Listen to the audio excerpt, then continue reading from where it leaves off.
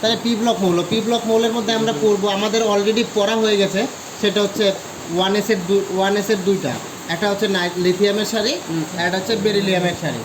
আরও পড়া হয়ে গেছে বোরন সারিও পড়া হয়ে গেছে, কার্বনের সারি পড়া হয়ে গেছে, এগুলি হচ্ছে পড়া হয়ে গেছে। তার মানে আমার P1 P2 অব্দি হয়ে গেছে, পি ব্লকের দুইটা এলিমেন্ট হয়ে গেছে। এখন পি ব্লকের আমরা পড়বো হচ্ছে প্রথম শুরু করবো হচ্ছে নাইট্রোজেন পরিবার,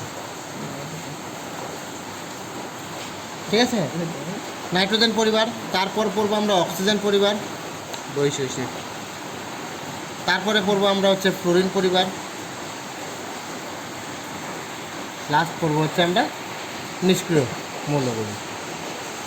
আমি প্রত্যেকটার একটু ব্রিফ আলোচনা করে দিচ্ছি সবগুলির। নাইট্রোজেন পরিবার এর হচ্ছে ইলেকট্রন বিন্যাসটা আমাকে জানতে হবে। এর শেষ কক্ষের ইলেকট্রন বিন্যাস হচ্ছে NH2 NP3। এই ইলেকট্রন বিন্যাসটা খুব স্থায়ী একটা ইলেকট্রন বিন্যাস, কারণ হচ্ছে এখানে এও স্থায়ী পরিপূর্ণ আর এ হচ্ছে অর্ধপূর্ণ, দুটার ব্যালেন্সটা খুব সুন্দর হয়, এর জন্য খুব স্থায়ী একটা ইলেকট্রন বিন্যাস। এর পরিবারে কে কে আছে? নাইট্রোজেনের পরিবারে আছে নাইট্রোজেন, তার নিচে আছে ফসফরাস, তার নিচে আছে আর্সেনিক, তার নিচে আছে অ্যান্টিমনি, তার নিচে আছে বিসমাথ। ঠিক আছে, তাহলে এটা হচ্ছে নাইট্রোজেনের পরিবার। তাহলে এর শেষ কক্ষের ইলেকট্রন বিন্যাস 2s2 2p3, এর 3s2 3p3 3dটা ব্ল্যাঙ্ক, এটা 4s2 4p3, এটা 5s2 5p3, এটা হচ্ছে 6s2 6p3। প্রত্যেকটা গ্রুপেরই জুম করবা না কিন্তু, হ্যাঁ, একদম এমনভাবে ধরবা, একটু আরেকটু নিচের থেকে ধরো।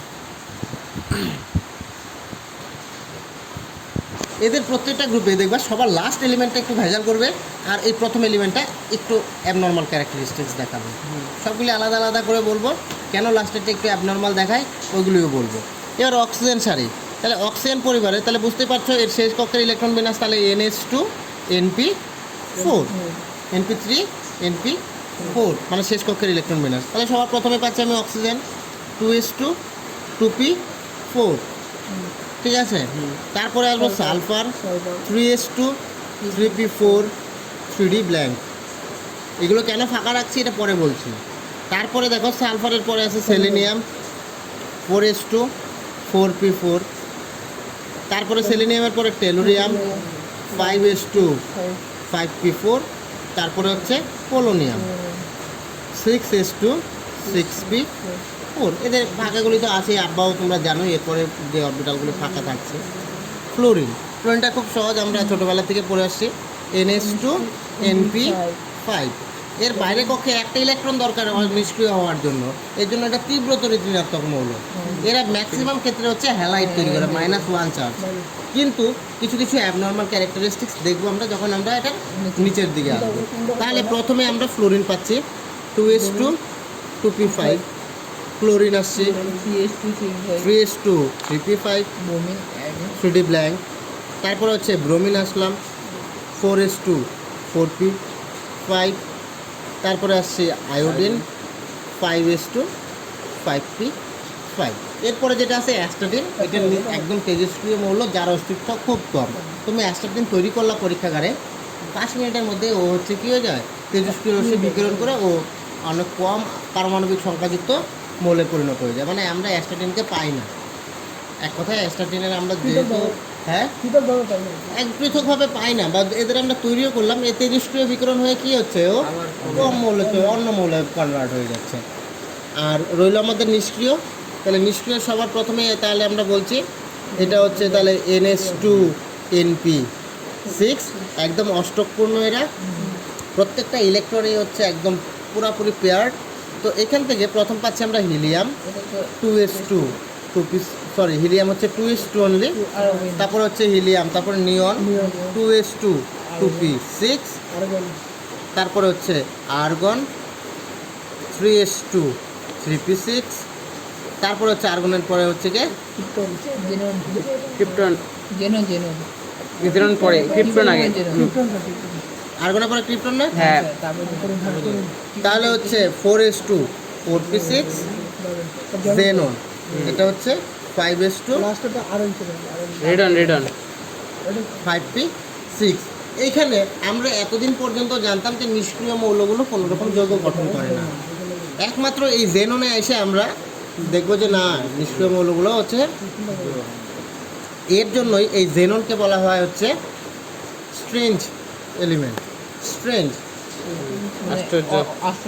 মানে আশ্চর্যভাবে যৌগ তৈরি করে। ক্রিপ্টনের আমরা একটা যৌগই পড়বো, ক্রিপ্টনের একটা যৌগ আছে যেটা আমরা পড়বো, krypton fluoride plus platinum fluoride, দুইটার একটা হচ্ছে তোমার যৌগ কমপ্লেক্স একটা যৌগ তৈরি হয়।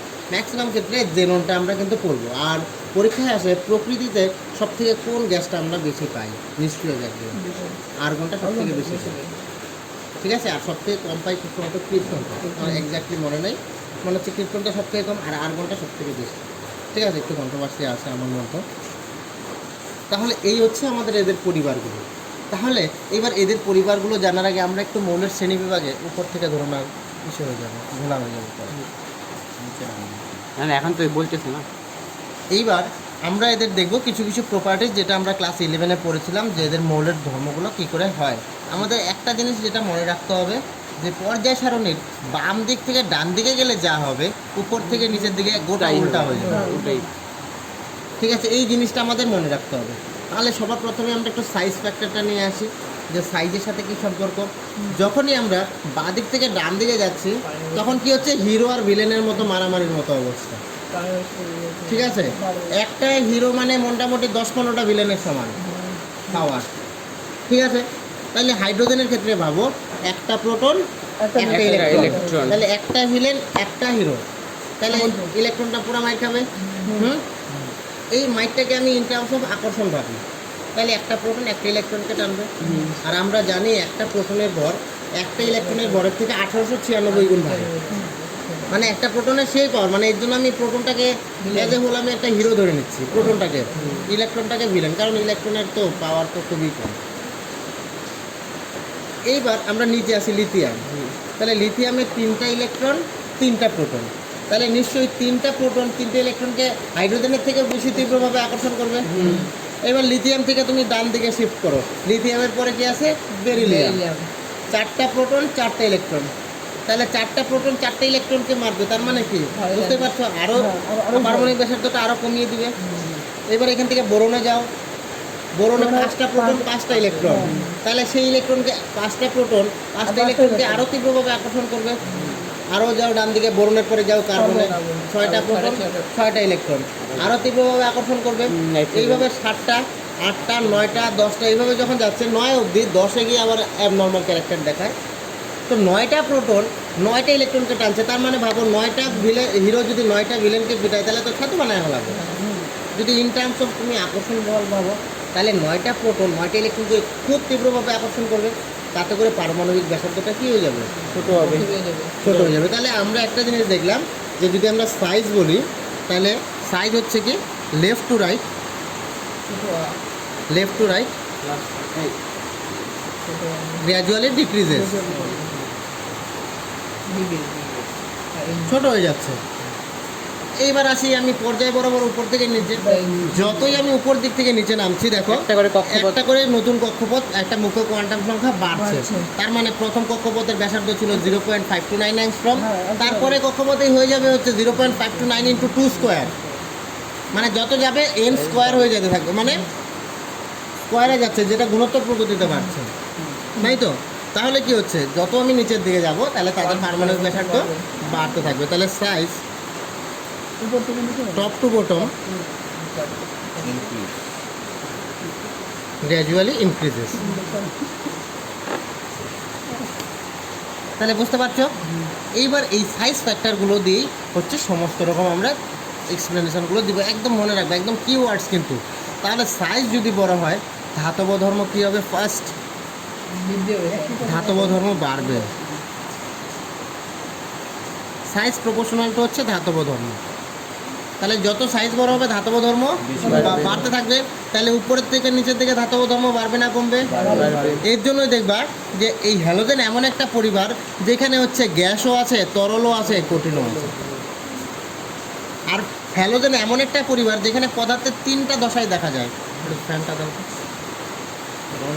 একটা পরিবার যার মধ্যে পদার্থের 3টা অবস্থা আছে, গ্যাস, তরল, কঠিন। এবং আয়োডিনটা হচ্ছে ধাতব ধর্মও দেখায়, মানে এটা ধাতব ধর্ম দেখায় না, এই আয়োডিনটা এমন যে এটা হচ্ছে অধাতব কঠিন, কঠিন অধাতু,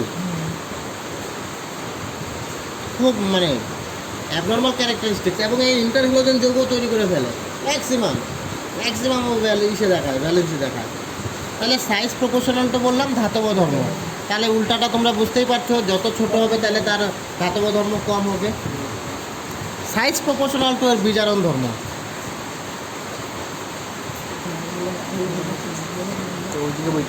যত সাইজ বড় হবে তত বাইরের কক্ষের ইলেকট্রনটা দুর্বলভাবে আকর্ষিত থাকবে, আর এই ইলেকট্রনটাও খুব সহজে ছাড়িয়ে দিতে পারবে। যদি আরেকজনকে ইলেকট্রন দিয়ে দেয় তাহলে বিজারিত করে দিবেন, এর জন্য এর বিজারণ ধর্মটা বেশি, বা বিজারণ ক্ষমতাটা এর কি হয়, বেশি হয়। ক্লিয়ার? এই মোটামুটি কয়েকটা। আর হচ্ছে এখান থেকে আমরা বলতে পারি তড়িৎ ধনাত্মকতা, কিন্তু হ্যাঁ, মানে ধাতব ধর্ম মানে তড়িৎ ধনাত্মকতা। তাহলে আমি এই একটা ফ্যাক্টর দিই, আমি তাহলে উল্টাভাবে ভাবতেই পারো, সাইজ ছোট হলে মানে ধাতব ধর্ম বাড়তে থাকবে। ঠিক আছে, একদম তাই। আর এই সাইজের সাথেই হচ্ছে গলনাঙ্ক স্ফুটনাঙ্ক।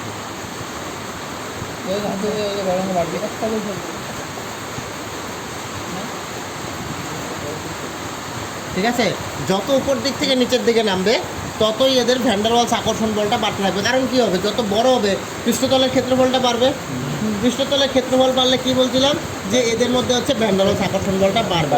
এদের অণুগুলো হচ্ছে খুব কাছাকাছি, পরমাণুগুলো খুব কাছাকাছি থাকবে, জোটবদ্ধ হবে যত ওই আসবে। তাতে করে উপর দিক থেকে, এর জন্যই তো দেখো উপরে হচ্ছে গ্যাসের মধ্যে আকর্ষণ বল কম, তারপরে তরল একটু কাছে আসলো, কঠিনে একদম কমপ্যাক্ট। তার মানে গলনাঙ্ক স্ফুটনাঙ্ক আস্তে আস্তে কি গ্র্যাজুয়ালি সাইজের সাথে সাথে বাড়ছে। ক্লিয়ার হয়ে গেল?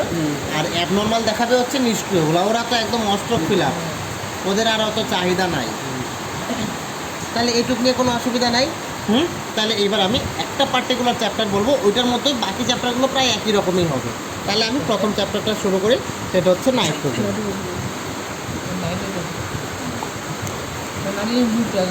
একদম নাইট্রোজেন পরিবার, একদম স্পেসিফিক নাইট্রোজেন পরিবার নিয়ে আমরা এখন বলবো। তাহলে নাইট্রোজেন পরিবারটা নিয়ে যখন আমরা বলছি, তাহলে নাইট্রোজেনে আমরা ইলেকট্রন বিন্যাসটা একটু দেখে নিই। 2s2 2p3 এর ইলেকট্রন বিন্যাসটা একটু দেখি। তাহলে 2s এ কয়টা ইলেকট্রন থাকছে? 2টা। 2p-তে থাকছে কয়টা? কুন্ডের সূত্র অনুযায়ী প্রত্যেকটা একা একা থাকবে। যেরকম বাসের মধ্যে উঠলে আমরা সবসময় একা সিটটাই নিই, ঠিক আছে? খুব স্পেসিফিক দেখা যায় জোড়োয়া সিট, কিন্তু সবাই প্রথমেই দেখবে একটা রুমে গিয়ে দেখবে সবাই একটা একটা করে সিঙ্গেল বেড নিয়ে নেবে, বা বাসের মধ্যে সবাই জানলার ধারে সিটটা নেয়, এটা হুন্ডের সূত্র। চলো, কিন্তু এর কোনো ডি নেই, নো ডি। তাহলে যেহেতু কোনো ডি অরবিটাল নেই, তাহলে এর ম্যাক্সিমাম যোগ্যতা কত দেখাতে পারে? ওর ম্যাক্সিমাম ইলেকট্রন যতগুলি আছে তত, বাইরে কক্ষের ম্যাক্সিমাম ইলেকট্রন হচ্ছে কত? 5। কিন্তু এই 2sটা ওর এত সহজে বিক্রিয়া করতে চায় না। তাহলে এর ম্যাক্সিমাম যোগ্যতা দেখাবে 3। অর্থাৎ আমরা যৌগ পাবো NH3, NCl3, এই সমস্ত যৌগ, ঠিক আছে? NF3, এই সমস্ত যৌগ, N2O5, এই সমস্ত যৌগগুলি পাবো। যদিও ওইখানে তোমার ডাইমারাইজেশন ঘটে। NO2 স্পেশাল টাইপ অফ যৌগ, নাইট্রোজেন ডাইঅক্সাইড, যেটার কালারটা আমি আগের দিন দেখেছিলাম তোমাদের হোয়াটসঅ্যাপের ওই সাথে। তাহলে এই সমস্ত যৌগগুলি, ঠিক আছে? তাহলে আমরা বেসিক্যালি কী কী জিনিস দেখছি দেখো, নাইট্রোজেন যখন করছি এর যৌগগুলোর মধ্যে আমি দেখছি এর হাইড্রাইডগুলি, আমাদের যেগুলি লাগবে খুব বেশি, হাইড্রাইড, এর ক্লোরাইড, এগুলো তো সব এদের ক্লোরাইড। ফ্লোরাইড হ্যালাইড একই জায়গার মধ্যে পড়ছে, হ্যালাইডগুলি ফ্লোরাইড, যেটাকে আমরা একসাথে বলতে পারি হচ্ছে হ্যালাইড। আর পরি হচ্ছে এদের অক্সাইড, ঠিক আছে? তাইলে সবার প্রথমে নাইট্রোজেনের আমি একটু অক্সাইডগুলো নিয়ে বলি, খুব ইম্পর্টেন্ট কিছু অক্সাইড। এদের অক্সাইডগুলির আম্লিক চরিত্র, ক্ষারীয় চরিত্র এবং এদের জারণ সংখ্যা, বিজারণ সংখ্যাগুলি একটু দেখে নিন। জারণ সংখ্যাগুলি সবার প্রথমে আমি এদের অক্সাইডগুলো দেখি, যেখান থেকে পরীক্ষায় খুব আসে। তাহলে ও কী কী অক্সাইড তৈরি করতে পারে? N2 নাইট্রাস অ্যাসিড, এটা কি গ্যাস? লাফিং গ্যাস। NO কি এটা? নাইট্রিক অক্সাইড, নাইট্রোজেন ডাইঅক্সাইড, আর হচ্ছে N2O5 নাইট্রোজেন পেন্টঅক্সাইড। এই সমস্ত অক্সাইডগুলি পাই। ঠিক আছে, এবার একটা খুব সুন্দর একটা ট্রিক যেটা মনে রাখবা, যত অক্সিজেন বাড়বে, যত পার হেড যত অক্সিজেন বাড়বে, সবার ক্ষেত্রেই অক্সিজেন সংখ্যা বাড়বে, ততই আম্লিক হবে। পার হেড অক্সিজেন সংখ্যা যদি বাড়ে তাহলে কি হবে? ওর চরিত্রটা আম্লিকের দিকে যাবে। তাহলে এইখান থেকে দেখো, এই অক্সাইডগুলির মধ্যে তুমি যদি ভাবো, এটা যে কোনো কারো ক্ষেত্রে, তাহলে যদি বলো আম্লিকতার ক্রম, আম্লিকতার ক্রম, তাহলে বুঝতে পারছো না? বুঝতে পারছো কি? তাহলে আম্লিকতার ক্রম যদি বলো, তাহলে N2O সব থেকে কম আম্লিক, তারপরে NO,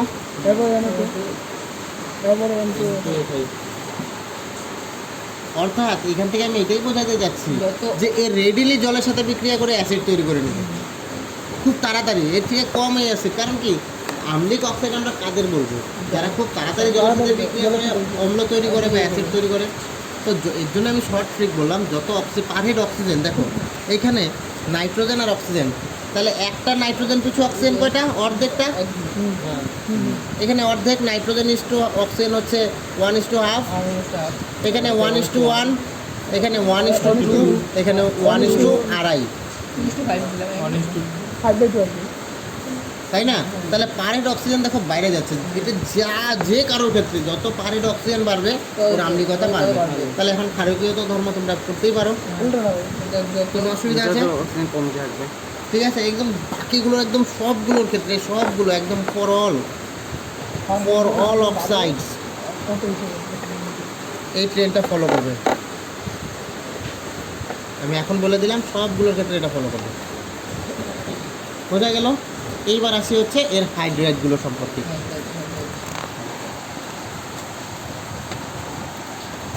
নাইট্রোজেনের হাইড্রাইড,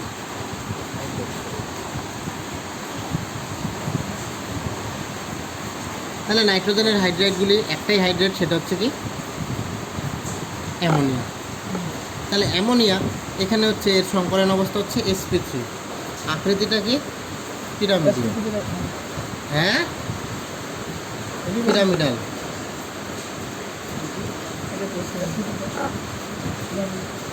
তাহলে এর আকৃতি পিরামিড, আর এর বন্ধন কোণ হচ্ছে 160 ডিগ্রি, 109 থেকে ডেভিয়েট করে যায়। কারণ এখানে লোন পেয়ার আর বন্ড পেয়ারের মধ্যে একটা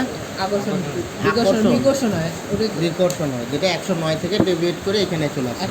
তাহলে বলে দিলাম, এর একটা লোন পেয়ার আছে, 3টা বন্ড পেয়ার আছে। লোন পেয়ার বন্ড পেয়ার রিপালশনের জন্য এর বন্ধন কোণটা 109 ডিগ্রি 28 মিনিট থেকে ডেভিয়েট করে 107-এ চলে আসে। আকৃতিটা হচ্ছে পিরামিডাল। ঠিক আছে, বা পিরামিডীয়। এইবার বলে যে এই নাইট্রোজেনের যতগুলি হচ্ছে হাইড্রাইড আছে, তাহলে এর প্রত্যেকটা নাইট্রোজেন পরিবারে বাকি যে মৌলগুলো কারা কারা আছে, nitrogen, phosphorus, arsenic, antimony, bismuth, তাহলে এদের প্রত্যেকগুলোর হাইড্রাইডগুলো কী আছে জানতে হবে, এবং এদের হচ্ছে ক্ষারকীয়তা বা বিজারণ ধর্ম। তাহলে প্রথমেই আমি এদের হাইড্রাইডগুলো একটু দেখি, হাইড্রাইডগুলো কী আছে। তাহলে নাইট্রোজেনের হাইড্রাইড এটা, অ্যামোনিয়া এটা ফসফিন, এটা আর্সাইন, আর্সেনিক ট্রাইহাইড্রাইড, অ্যান্টিমনি ট্রাইহাইড্রাইড, এটা বিসমুথাইন। ঠিক আছে, এবার আমাদের জানতে হবে যে এদের হচ্ছে ক্ষারকীয়তার ক্রম।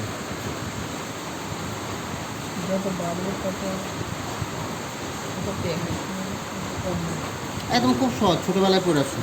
তাহলে ক্ষারকীয়তার ক্রম মানে এখানে এই কোন ক্ষারকীয়তা পড়বো? এখানে আমরা পড়বো হচ্ছে লুইস ক্ষার। এটা কিন্তু লুইস ক্ষার তত্ত্ব। তাহলে লুইস ক্ষার তত্ত্ব অনুযায়ী কারা কত বেশি লুইস ক্ষারক, সেটা নির্ভর করবে হচ্ছে কে কত তাড়াতাড়ি ইলেকট্রন জোর দান করতে পারে, ইলেকট্রন জোর দান করার ক্ষমতা।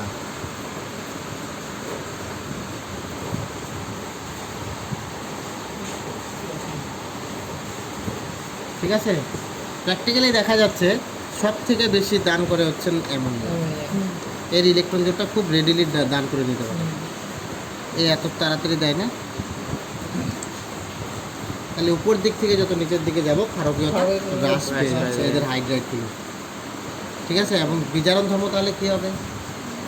পারবে হুম বিজান ধর্ম যত ইলেকট্রন ইয়ে করো ইয়ে তো তারাই তো বিজান ধর্ম না, এখানে আবার অন্য লজিক। হ্যাঁ এখানে বিজারণ ধর্ম বলতে বুঝবো আমরা যে এদের হচ্ছে হ্যালোজেন, এদের হচ্ছে হাইড্রাইডের সাথে বন্ধনের দৈর্ঘ্যটা কী আছে। দেখো যত এদিক থেকে এদিকে যাচ্ছ বন্ধন দূরত্ব বাড়ছে না কমছে? বাচ্চা তো বহন ধরতে পারছে বিজারণ ধর্ম প্রপোর্শনাল টু বন্ধন দূরত্ব। নাইট্রোজেনের থেকে হাইড্রোজেনের যে বন্ধন দূরত্ব, ফসফরাস থেকে হাইড্রোজেনের বন্ধন দূরত্ব অনেকটা বেশি, আর্সেনিক আরও বেশি। তাতে করে কি হচ্ছে, হাইড্রোজেনটা খুব সহজেই বার হয়ে যাবে। এখানে কনসেপ্ট হচ্ছে হাইড্রোজেন কত তাড়াতাড়ি দান করতে পারে। ঠিক আছে? ইলেকট্রন দেয় না না, এটা ইলেকট্রন জোর বলছি তো, জোর। একটা ইলেকট্রন দেওয়া আর ইলেকট্রন জোর দেওয়া দুটো আলাদা জিনিস। ইলেকট্রন জোর দেওয়া মানে লুইস ক্ষার, আর ইলেকট্রন জোর গ্রহণ করা মানে লুইস অ্যাসিড। অ্যাসিড এটা লুইস তত্ত্ব। আমি লাউরি ব্রনস্টেটে যাচ্ছি না, আমি আরএনএসেও যাচ্ছি না। ঠিক আছে, তাহলে বোঝা গেল এই হাইড্রাইডগুলির হচ্ছে বিজারণ ধর্মের গল্পটা। এভাবে না, এভাবে বললে বুঝতে অসুবিধা হবে। এইভাবে করতে হবে, এইভাবে ধরলে খাতাটা কভার হয়ে যায়। তাহলে এইটুকু বোঝা গেল বিজারণ ধর্মটা। তাহলে এখানে তো আর অসুবিধা নেই। ঠিক আছে, তাহলে এর হাইড্রাইড গেল।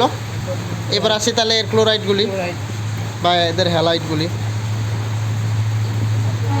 তাহলে এদের হ্যালাইডগুলি নাইট্রোজেন NCl3, PCl3,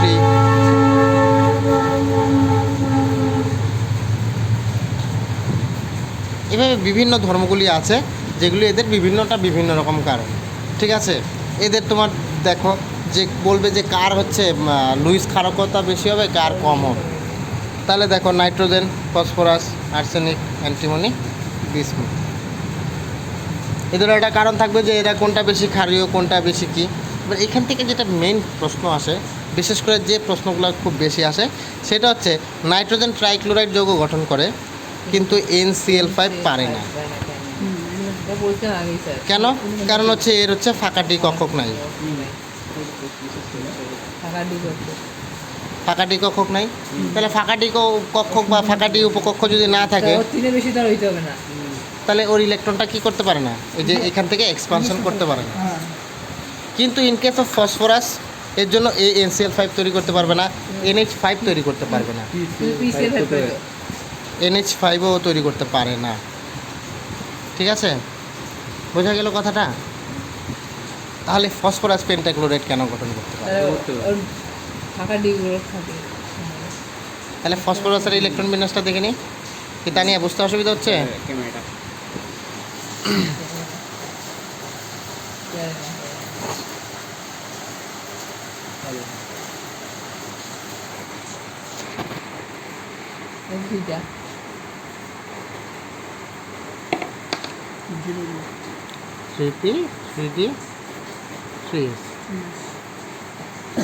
এই অবস্থায় তিনের বেশি যোজতা দেখাতে পারবে না, একে ফার্স্ট এক্সাইটেড স্টেটে নিয়ে যাচ্ছে।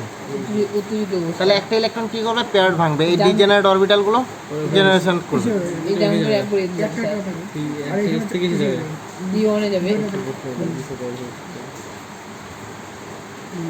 হয়ে গেল। তাহলে 5 আনপেয়ার্ড ইলেকট্রনস, তাহলে 5টা বন্ধনও তৈরি করতে পারবে। এখানে 5টা আনপেয়ার্ড ইলেকট্রনস হয়ে গেল। এর বেশি তো হবে না স্যার, হবে না। ঠিক আছে, তাহলে এখান থেকে ও 5টা ক্লোরিনের সাথে কিন্তু আরামে বন্ধন করে নিচ্ছে। তোমরা এগুলো ছোটোবেলায় পড়ে আসছো, এগুলো জানো, খুব বেশি ডিটেলসে যাচ্ছি না। ঠিক আছে, এবারে যেটা একটা প্রশ্ন আসে এখান থেকে, তাহলে PCl5 এর সংকরণ অবস্থাটা কি হচ্ছে? sp3d। তাহলে sp3d যদি সংকরায়ন হয় তাহলে এর গঠনটা আকারটা কিরকম হবে? আকারটা তো স্যার ত্রিকোণীয়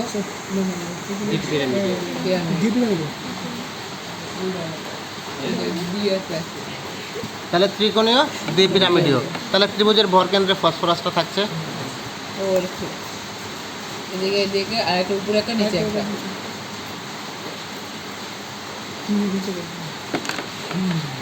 এটা আমরা জানি সবাই। এখন আমার প্রশ্ন হলো, এই দুইটা 5টা বন্ধন কি একই রকম? এই 5টা বন্ধন কি একই রকম? এরকম না স্যার, না, 5টা বন্ধন কি একই রকম নাকি না। ক্যারেক্টার? ক্যারেক্টার আলাদা আলাদা। এখানে 2 রকমের বন্ড পাচ্ছি। একটা দেখো এই একদম অক্ষ বরাবর, এটাকে বলি আমরা অ্যাক্সিয়াল বন্ড। আরেকটা হচ্ছে কোনাকুনি, এগুলোকে বলে ইকুয়েটোরিয়াল বন্ড। এটা এর জন্যই লাগবে, এই যে এই বন্ডগুলি হচ্ছে কাছের বন্ড, মনে রাখবা। এই ত্রিকোণীয় দ্বিপিরামিডীয় ক্ষেত্রে এই অ্যাক্সিয়াল বন্ড, ইকুয়েটোরিয়াল বন্ডগুলির ডিস্টেন্স কম, বন্ড ডিস্টেন্স লেস দেন হচ্ছে অ্যাক্সিয়াল বন্ড ডিস্টেন্স। অক্ষরে তো বেশি। অ্যাক্সিয়াল বন্ড ডিস্টেন্স, ঠিক আছে? তাহলে ত্রিকোণীয় দ্বিপিরামিডীয় ক্ষেত্রে এই বন্ধন দৈর্ঘ্যগুলো কী হবে? ছোট হবে, এগুলো কী হবে? বড় হবে, ঠিক আছে? এর জন্যই বলে যে PCl5-এর ধরো তো কাছে করে থাকে, PCl5-এর 5টা PCl বন্ধন সমতুল্য নয় কেন? তাহলে আমাকে অ্যাক্সিয়াল বন্ধন আর ইকুয়েটরিয়াল বন্ধনের কথা উল্লেখ করলে হয়ে যাবে। হ্যাঁ, যে বলবা ইকুয়েটোরিয়াল বন্ড ডিস্টেন্স ত্রিকোণীয় দ্বিপিরামিডের ক্ষেত্রে কাছে হয়, আর এই অ্যাক্সিয়ালগুলি দূরে হয়। যখনই আমরা হচ্ছে স্কোয়ার বাই পিরামিডাল পড়বো, ঠিক আছে, বা অক্টাহেড্রাল পড়বো, তখনই দেখবো যে এই এটা আবার উল্টা, তাহলে সমতুল্য নয়। কেন? কারণ হচ্ছে ইকুয়েটোরিয়াল বন্ড ডিস্টেন্সটা হচ্ছে কি smaller then the bond distance of axial বা অ্যাক্সিয়াল বন্ড ডিস্টেন্স, ঠিক আছে? তাহলে PCl5-এর কিন্তু সমতুল্য নয়, এটা কিন্তু আসে, ঠিক আছে? তাহলে আমরা হাইড্রাইডগুলো দেখলাম, এদের ক্ষারকীয়তা দেখলাম, এদের বিজারণ ধর্মটা দেখলাম। তাহলে বিজারণ ধর্মটা বলছি এদের হচ্ছে বন্ধন দূরত্বের সাথে সম্পর্কিত। তাহলে বন্ধন দূরত্ব যত বেশি হবে বন্ধন শক্তিটা কম হবে, তাহলে এইচটা বাড়াবে। তাহলে এদের বন্ধন শক্তি, বন্ধন দূরত্ব প্রপোর্শনাল হচ্ছে বন্ধন শক্তি। তাহলে কি হবে? হাইড্রোজেনটা খুব তাড়াতাড়ি বের হয়ে আসতে পারবে নিচের গুলোর থেকে, ঠিক আছে? বোঝা গেল এটুকু? তাহলে এদের হাইড্রাইড হয়ে গেল, হ্যালাইড হয়ে গেল, অক্সাইডও মোটামুটি হয়ে গেল। এই হচ্ছে নাইট্রোজেনের এইটুকুই। এবার নাইট্রোজেনের আরও তোমাদের পড়তে হবে, সেটা হচ্ছে নাইট্রিক অ্যাসিড। হ্যাঁ, nitric acid, nitrogen dioxide, nitrous oxide, এটা স্পেশাল কয়েকটা শুধু প্রশ্ন, ঠিক আছে? খুব বেশি বিক্রিয়া ওইখান থেকে কিন্তু আসে না। আর নাইট্রিক অ্যাসিডটা হচ্ছে তীব্র জারক, তীব্র জারক এবং তীব্র অ্যাসিডও। কেন তীব্র জারক? সেই একটু আগে কনসেপ্ট বললাম যে কেন তীব্র জারক। কারণ দেখো নাইট্রোজেনের এখানে জারণ সংখ্যা কত? সংখ্যা হ্যাঁ, +-6 5 +5 ম্যাক্সিমাম অ্যাচিভ করা। এরপরে ইলেকট্রনও ছাড়ার ক্ষমতা নাই, ও এখন ইলেকট্রন গোটাবে নিজের। তাহলে ইলেকট্রন যদি ও গ্রহণ করতে যায় অপরকে, তাহলে জারিত করতে হবে। এর জন্য এটা তীব্র জারক। অলমোস্ট বেশিরভাগই হচ্ছে নাইট্রিক অ্যাসিডে হচ্ছে দ্রবীভূত হয়ে যায়। এর জন্যই শুধুমাত্র সোনা বাদ দিয়ে, সোনার জন্য তখন আমরা অ্যাকোয়ারিজিয়া নিয়ে আসি। তাহলে বোঝা গেল এই নাইট্রিক অ্যাসিডের স্পেশাল কিছু ধর্ম আর এদের কিছু বিক্রিয়া। মেইনলি এরা নাইট্রিক এবং অক্সাইডে কনভার্ট করে দেয় যে কোনো মেটালকে, ঠিক আছে? তাহলে এটা হচ্ছে নাইট্রোজেনের মোটামুটিভাবে, তোমরা আগেও নাইট্রোজেন পড়ছো, এখানেও এইরকমই আছে, খুব বেশি ডিটেলস নাই। এবার আমরা একটু ফসফরাস সম্পর্কে আমাদের জানতে হবে। এবার আসি ফসফরাস।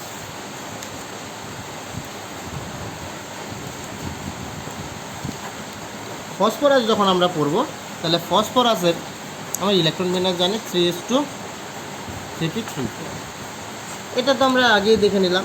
এবার ফসফরাসের মধ্যে আমরা কি স্পেশাল পড়ব? ফসফরাসে যখন আমরা পড়তে শুরু করব, তখন ফসফরাসের স্পেশাল কয়েকটা ক্যারেক্টার আছে। সেটা কি? ফসফরাস প্রথমেই দেখায় বহুরূপতা, এই মাত্র একটা রূপে নাই। আমরা একে মোটামুটি 3টা রূপ পড়বো আমরা এদের। একটা কি? সাদা ফসফরাস, তারপরে এলো লাল একটা আছে, একটা লাল ফসফরাস, কালা, আর এটা কালো। সাদা লাল কালো। তাহলে সাদা ফসফরাস পড়বো মেনলি, সাদা, লাল আর কালো, ঠিক আছে? এইবার ফসফরাস এবার ফসফরাসগুলো কীভাবে থাকে দেখবা। এই যে নাইট্রোজেন, নাইট্রোজেনটা কত আণবিক? নাইট্রোজেনকে আমরা কি লিখি? দ্বিআণবিক। এর বন্ড অর্ডার কত? 3, ঠিক আছে? মনে আছে তো bond order, molecular orbital theory? খুব মনে আছে, খুব মনে আছে। আচ্ছা, ঠিক আছে, ওইটা যাচ্ছি না, পরে যাব। কি দেওয়া শেষ হোক পড়ে যাবে। ফসফরাস থাকবে সবসময় P4।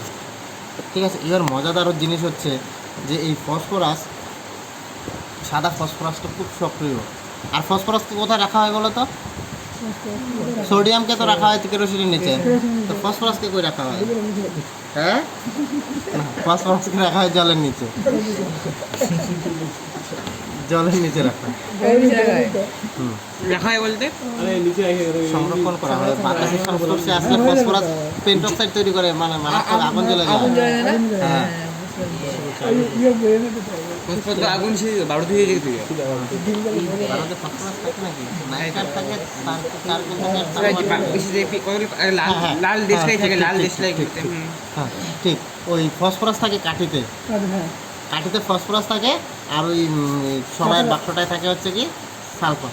এই সালফার ফসফরাস যখন এই কাছাকাছি আসে, এটা একটা হাইলি এক্সোথার্মিক রিয়াকশন, মানে খুব তাপদায়ী একটা প্রক্রিয়া, যার জন্য বারুদে চট করে আগুনটা লেগে যায়। ওই বারুদের সঙ্গে ওই তোমার ফসফরাসটা মেশানো থাকে, আর ওইখানে থাকে সালফার, তারপরে কাঠিটা আগুন লাগে। তাহলে ফসফরাস ইউজ করা হয় হচ্ছে দেশলাইয়ের কোথায়? কাঠিতে। কাটিয়ে ওটা আমার এখানে রাখি করে তাই হয়ে যায় না? তোর হাতে সালফেট লাগাইতে লাগবে। ওটা তো বললাম সাগর লাগাইতে হবে। ঠিক আছে, এইবার এই ফসফরাস বলে সাদা ফসফরাসটা হচ্ছে কি? সালফার লালটা ব্যবহার করে এখানে দেশলাই কাটিতে। হ্যাঁ লাল। তোর এই সাদাটা তো ক্ষতিকারক তো। ওই ফসফরাস যদি মুখে যায়, তোমার ফস জি নামক এক মানে মাড়ির মধ্যে হচ্ছে ফস জি গ্রিসে তৈরি করে, রোগ তৈরি করে। হ্যাঁ স্যার, চুয়ালো হ্যাঁ, ওই মস্ত গেলে ব্লক করছিস। আমার হাত লাগিয়ে আছে তো। ও আচ্ছা আচ্ছা, ইয়ে পাই। ঠিক আছে, তাহলে সাদা ফসফরাস হচ্ছে বিষাক্ত, বা সাদা ফসফরাস বলছে বেশি সক্রিয়। খুব ইম্পর্টেন্ট কোশ্চেন, খুব ইম্পর্টেন্ট। সাদা ফসফরাসটা কেন সক্রিয়?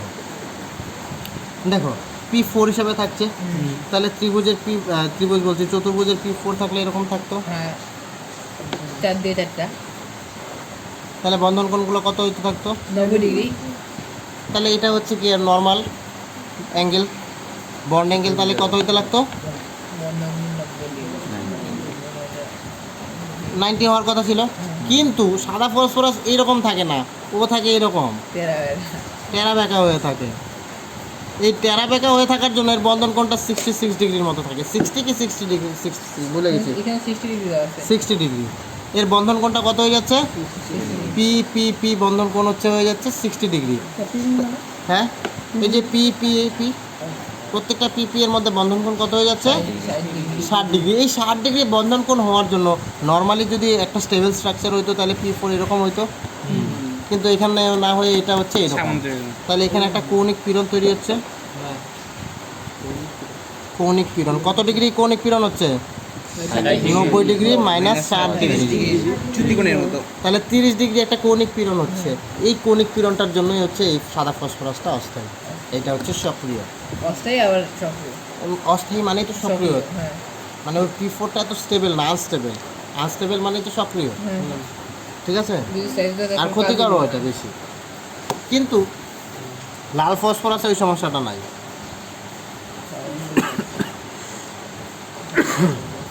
লাল ফসফরাসে এই সমস্যাটা নাই।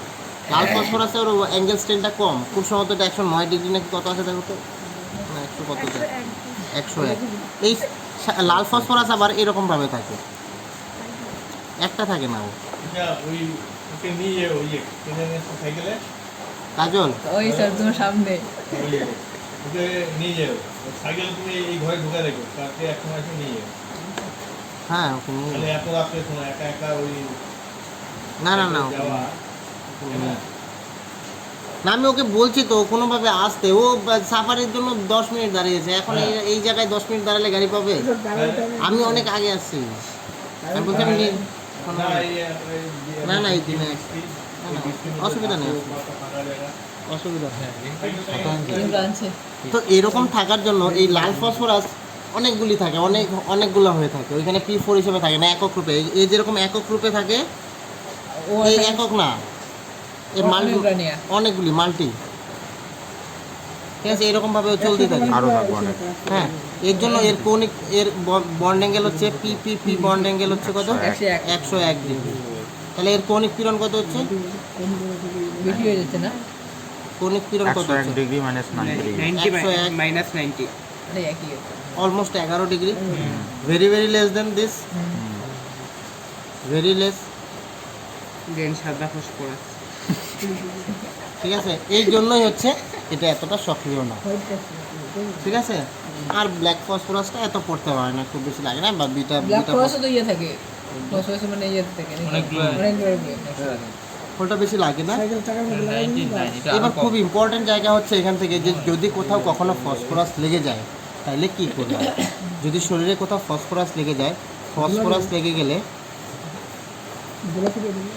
না, ফসফরাস লেগে গেলে, যদি ফসফরাস লেগে যায় হাতে বা কোথাও, কপার সালফেট দিয়ে ধুয়ে নেবে। কি এমনি জল দিয়ে উঠবে না? হ্যাঁ, জল সাবান দিয়ে? না উঠবে না কেন? উঠবে। তোমার শরীরে অ্যাসিড করলে, হাতে অ্যাসিড করলে কি করবা? সবসময় জল দিবা। কোথাও অ্যাসিড পড়ে গেল সঙ্গে সঙ্গে জল দিবা, কিছু নাই তো জল দিবা। কিন্তু ফসফরাস যদি কোথাও লেগে যায় চামড়া টামড়ায়, বললাম যে গ্যাসের রোগটা তৈরি হবে, এটার জন্য হচ্ছে ওকে কপার সালফেট দিয়ে ধুয়ে নিতে হবে কোথাও কপার লেগে।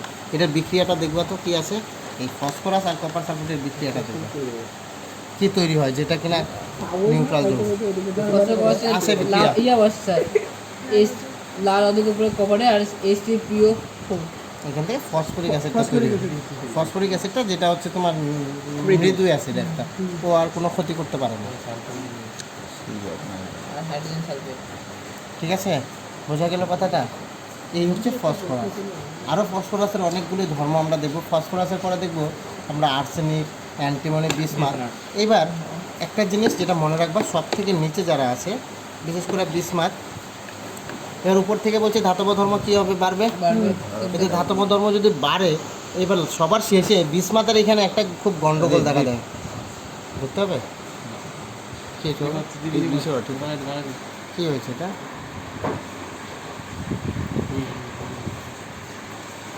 এবার আসি আমি বিসমাথে। তাহলে আর্সেনিক, অ্যান্টিমনি, বিসমাথ, এগুলি তো জানোই ধাতুকল্প। আর্সেনিক, অ্যান্টিমনি, বিসমাথটাকে এখন আর ধাতুকল্পতে ধরা হয় না। কেন? কারণ উপরেগুলো অধাতু, তারপরে ধাতুকল্প, তারপরে হচ্ছে ধাতু। বিসমাথকে কিন্তু এখন ধাতুর মধ্যে ফেলে দেয়। ঠিক আছে, এবার আর্সেনিক থেকে কী কী রোগ হয়, অ্যান্টিমনি থেকে কী কী রোগ হয়, এগুলি তোমাদের একটু বইয়ের থেকে পড়তে হবে, কোশ্চেনে পেয়ে যাবা, অ্যাভেলেবেল আছে। ঠিক আছে, এবার বিসমাথ, এই বিসমাথে আসলে একটা সমস্যা তৈরি হয়। এই 6s2 6p3 যখন চলে আসে, তখন এখানে একটা নতুন কারণ দেখবে একদম সবার শেষে, সেটা হচ্ছে দেখবে নিষ্ক্রিয় জোর প্রভাব। হ্যাঁ, এই জন্য তো ওই যে ইয়ের থেকে ইয়েতে ইয়ে কমে যায় তো। নিষ্ক্রিয় জোর প্রভাব কি জিনিস একটু দেখে কি হয়? এই জন্য তো মোড়ের যে ইয়েটা কমে যায়, দেখেন তো। ইয়ের থেকে ইয়াতে যে ইয়াটা কমে যায়। ওইখানে এটা মুসলিম নিষ্ক্রিয় ওয়ার্ডটা বুঝলাম না। নিষ্ক্রিয় জোর প্রভাবটা কি জিনিস একটু দেখে নিই। আমরা যদি আব্বাওটা পড়ি, আব্বাও নীতি থেকে একটা জিনিস দেখা যায় যে 4s এর আগে কিন্তু, এই 6s এর আগে কিন্তু 4f অরবিটালটা কিন্তু থাকে। 4f অরবিটালটা থাকে না? আর এর হচ্ছে দুর্বল আবরণী প্রভাব।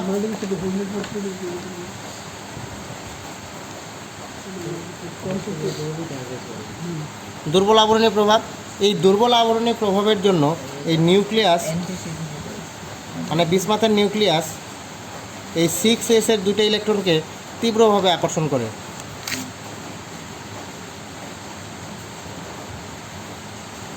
তাহলে তীব্রভাবে যদি একে আকর্ষণ করে, তাহলে এই ইলেকট্রন জোটটা কি যাইতে পারবে বিক্রিয়া করতে? একে তখন কিন্তু আর এক্সাইটেড স্টেটে যাইতে দেয় না। এই 6s এর ইলেকট্রন দুইটা তখন আর বিক্রিয়ায় অংশগ্রহণ করে না, মানে বিক্রিয়ায় পার্টিসিপেট করবে না।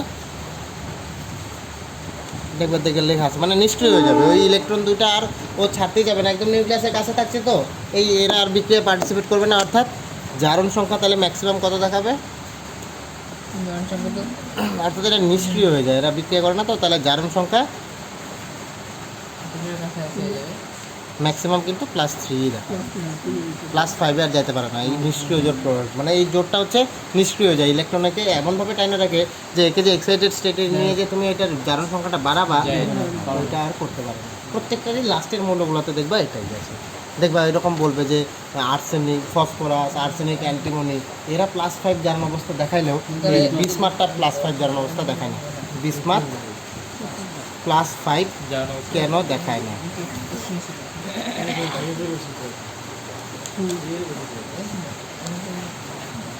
ঠিক আছে, এইটা এক ধরনের প্রশ্ন। আবার আরেক ধরনের প্রশ্ন হচ্ছে যে বিসমাথ এই যে +5 তীব্র বিজারক কেন, তীব্র জারক কেন? বিষ্ণু দিয়ে জারক কেন?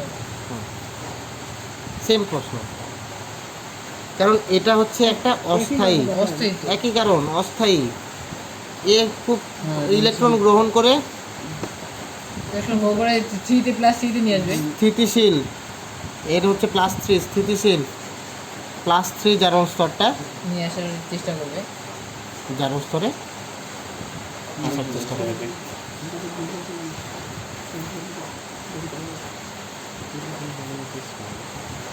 বোঝা গেল কথাটা?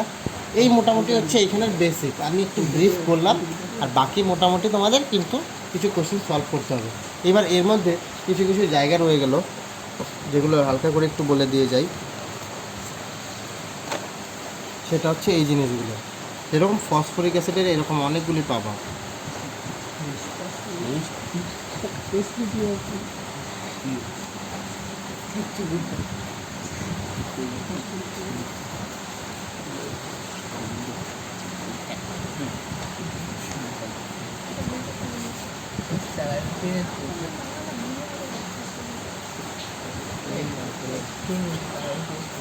এই যে এইগুলি, ঠিক আছে, এগুলির বলবে হচ্ছে বিজারণ ধর্ম।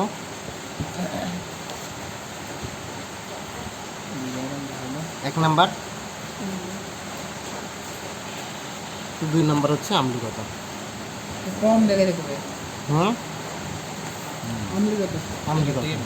এই ফসফরিক অ্যাসিড এটা একটা ত্রিক্ষারীয় অ্যাসিড। এদের গঠনগুলি একটু লিখবা, একটু গঠনগুলি করলেই হয়ে যাবে। দেখবা গঠনগুলি, ফসফরাসের ম্যাক্সিমাম যোগ্যতা কত দেখাবে? ম্যাক্সিমাম 5। এর প্রত্যেকটা গঠন দেখো, তাইলেই হবে। হ্যাঁ, ফসফরাস এখানে এমনি তো বলা যায় +3 -8 চারটা হয়ে গেল। 5 দেখাচ্ছে। 6 প্লাস, হ্যাঁ এখানে তো কম দেখা যাচ্ছে। 6 - 3 কোথায়? 6 + 3 3 এটা হচ্ছে কি ফসফরিক অ্যাসিড H3PO4, দেখো মানে এটার উপর কম ইয়ে আছে। H3PO4, এবার H3PO3 কম দেখা দিচ্ছে, তাহলে এর ইয়ে কম, জারণ মন্দ কম।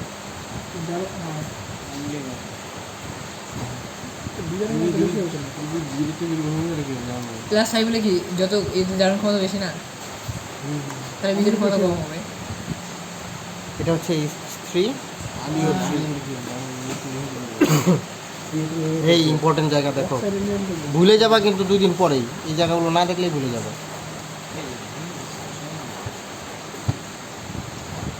এখান থেকে এই 3টার থেকে প্রশ্নটা ঘুরায় ঘুরায় দেয় বেশি। এই জায়গাটার মধ্যে দেখো কীরকম একটা ঝামেলার জায়গা। এটা দেখো H3PO3, এই 3টার মধ্যে খুব ভেজাল করে। আচ্ছা, এবার ফসফরিক অ্যাসিড কেন ত্রিক্ষারীয় অ্যাসিড? কারণ দেখো এর 3টা OH বন্ধন আছে, হ্যাঁ, 3 OH বন্ধন। ওই বল। তাহলে 3 OH বন্ধন যদি থাকে, তাহলে এখান থেকে খুব সহজে 3টা H+ আসবে। হ্যাঁ, তাহলে এই ফসফরিক অ্যাসিড জলীয় দ্রবণে 3টা H+ দিবে। দিবে। একটু নিচের থেকে ধরো। তাহলে এই ফসফরিক অ্যাসিড কি বললাম, 3টা OH বন্ধন থাকে, 3টা H+ দিবে। এর জন্য হচ্ছে ত্রিক্ষারীয়।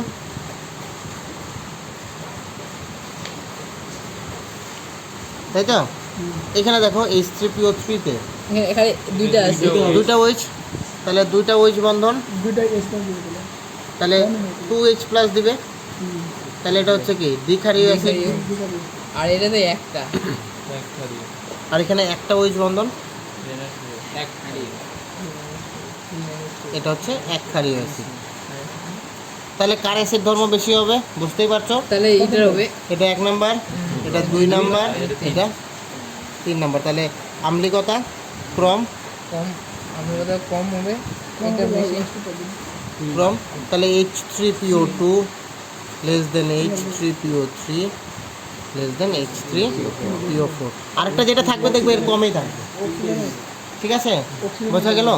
এইবার একটা বলছি আমরা কি ধর্ম? তাহলে এদের বিজারণ ধর্ম আমরা আগেই বলছিলাম, এর লজিকটা কি? বিজারণ ধর্ম দেবে পিএইচ বন্ধন, পিএইচ বন্ড। দেখো ফসফরিক অ্যাসিডে পিএইচ বন্ধনই নেই, দেখো এখানে, এখানে দেখো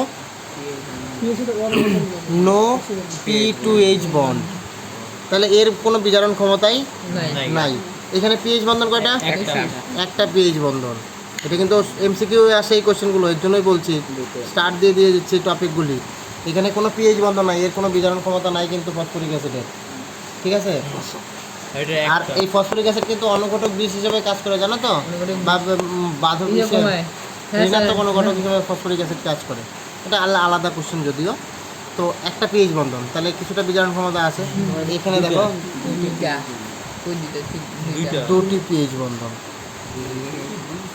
একটু হিজিবিজি হয়ে যাচ্ছে নাকি? হ্যাঁ স্যার। কিন্তু ইনফরমেশনগুলো এক জায়গায় আছে, দুটা পিএইচ বন্ধন। তাহলে হচ্ছে বিজারণ ধর্ম H3PO2 গ্রেটার দেন,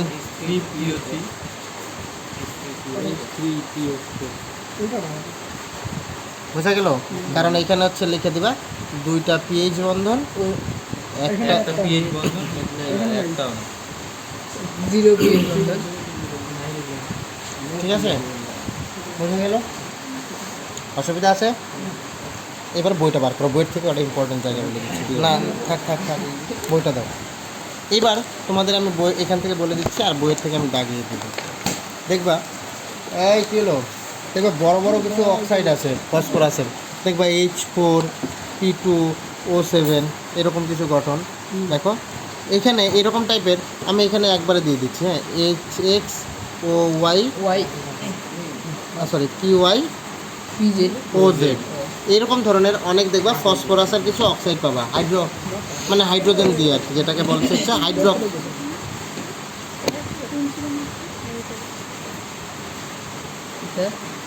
মানে ফসফরাসের হচ্ছে অ্যাসিড, কিছু অ্যাসিড বলে দিচ্ছে একবার, এটার জেনারেল নামটা বলে দিচ্ছে ফসফরাস অক্সাইড। এখান থেকে কয়েকটা স্পেশাল জায়গা আছে আর কয়েকটা স্পেশাল নাম আছে, যেখানে দেখবা যে পিওপি বন্ধন কোথায় আছে, ঠিক আছে? দেখবা কোন জায়গাটার মধ্যে কোন কোন সংকেতটার মধ্যে পিওপি বন্ধন আছে, এদের সংখ্যাটা মনে রাখবা। তারপরে হচ্ছে কোথায় পিওপি বন্ধন আছে, ঠিক আছে? এটা মনে রাখবা, এটা খুব সম্ভবত বোধ 4 to 7 আছে, আর এটা বোধ 4 to 6 বোধ হয় গঠনগুলো দেখে। 25 কেন বলছি বলো তো? এই যে দেখো HXOY PYOZ 425, কেন 425 বলছি বলো তো? হাইড্রোজেন আছে 4টা, ফসফরাস 2টা, অক্সিজেন হচ্ছে 5। 425-এ দেখো দুটি পি ডবল বন্ড আর একটা পিপি পিওপি, এই বন্ধনটা মনে রাখতে হয় এমসিকিউ এর জন্য। দেখবে এমসিকিউ এই কোশ্চেনগুলো থাকবে, ঠিক আছে? যেরকম এই যে 426-এ পিপি বন্ধন আছে, হ্যাঁ 426-এ 425-এ একটা পিপি আছে, 425-এ একটা পিপি পিওপি বন্ধন আছে একটা,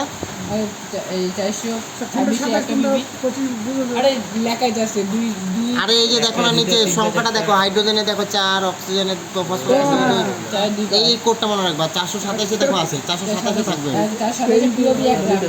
এই 427-এ দেখো পিওপি একটা, এটাতেও একটা, এটাতেও একটা, এইগুলোই থাকে বেশি পরীক্ষায়। পিপি আর পিপি আছে কোথায় দেখো তো? 426-এ দেখো পিপি, পিপি বন্ড 426, এবার মনে রাখবা। তারপরে দেখো ওই যে এটা খুব মুশকিল, এই যে HPO3 HPO3 ঠিক আছে? এখানে দেখো পিওপি হচ্ছে 3টা, এটা 339 করতে পারো, এটা 339 করতে পারো।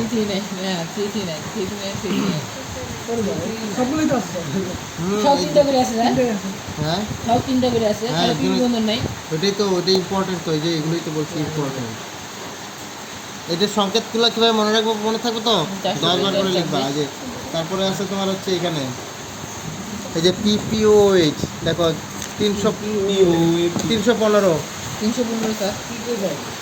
এগুলো হচ্ছে ইসেতে থাকে বেশি, এমসিকিউ বেশি থাকে, মিটে না এমসিকিউ থাকে বেশি, যে কোনো এমসিকিউ। 315। এই যে পিওপি যেটা বলছিলাম এটা কত? 428। এই কয়েকটার মধ্যেই থাকবে একদম, প্রত্যেকটা বাকিগুলোর ক্ষেত্রেও তাই, সালফারের ক্ষেত্রেও তাই পাবা। হ্যাঁ, এরকম ধরনের থাকবে। আর কিছু স্পেসিফিক রিয়াকশন থাকবে। এই যে দেখো অনেকগুলো রিয়াকশন থাকতে পারে। এই যে নিচে